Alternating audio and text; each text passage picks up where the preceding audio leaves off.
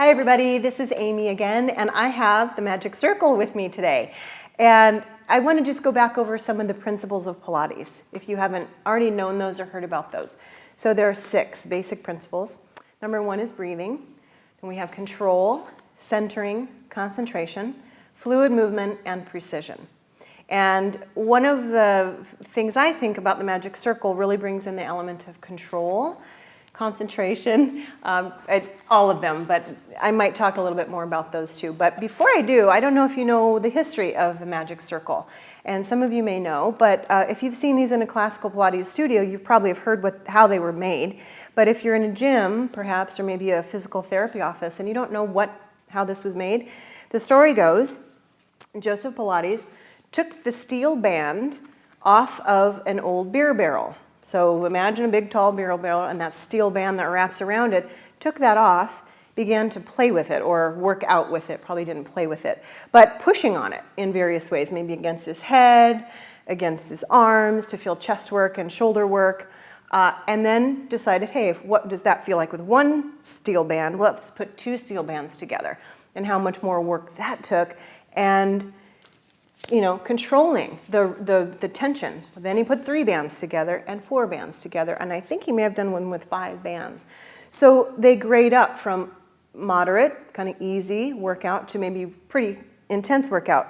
The one I have with me right now is a pretty moderate, nothing too intense inside. So what it can be great for is helping you learn about control and the work of resistance and resistance assistance.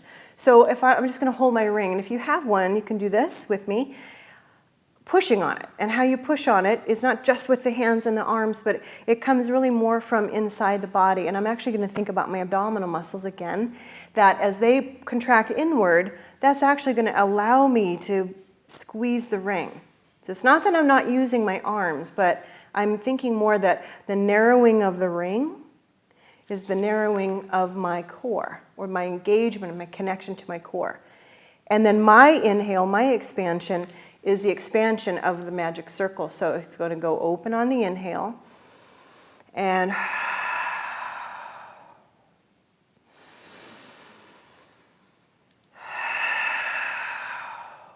something like that. So you'll start to feel that when you're using the circle. Yes, you're feeling your extremities, your arms right now, but deepen it inside, and you might start tapping into more of the core of your body, or the abdominals, possibly even your lower back and postural muscles.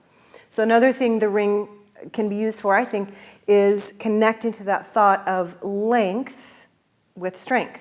So if I do a contraction and I squeeze this ring, I could easily squeeze, I'll show you from the side, squeeze and kind of bear down, pop, and just kind of only use the extremities of my body. And that's actually getting shorter. I'm shortening my body, and that's not a Pilates concept at all. We work on the strength and the length.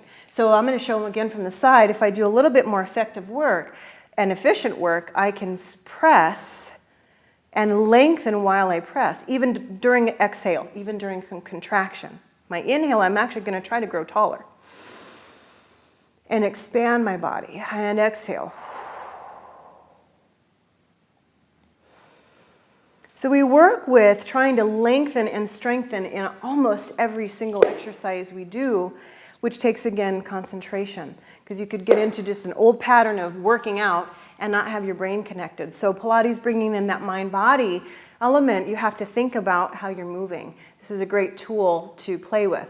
Another little piece of history, I think the actress Suzanne Summers, if some of you know who she is, kind of borrowed this idea for her Thighmaster invention. So the Pilates Thighmaster was this long, long ago. So we're going to do an example of that. And sorry, Suzanne, but I think this came first. And we're going to put it in between the inner thighs. And I don't know a woman out there in the world that doesn't want to tone this part of her body along with this. So if I go back to the idea that as I squeeze the ring, there's a contraction going on. I'm actually going to add my abs in it. But now these muscles contracting, narrowing the circle. Now, when I inhale, I want to expand the circle with control. I don't want to just let it go. That doesn't take as many muscles, and I'm not using my body to my fullest. So if I exhale and control the squeeze, And inhale, control the release. And we'll do 5 of them. Inhale, control the release. And exhale, control the contraction.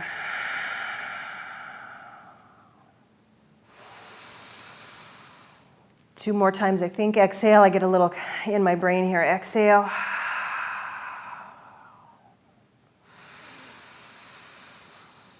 And one more. And controlling the release. So I could do the same type of thing with my hands just above me here and press it this way. I'm actually going to sit up so you can see it a little bit better. But again, pressing it narrow, so maybe 5 more. Strength and length.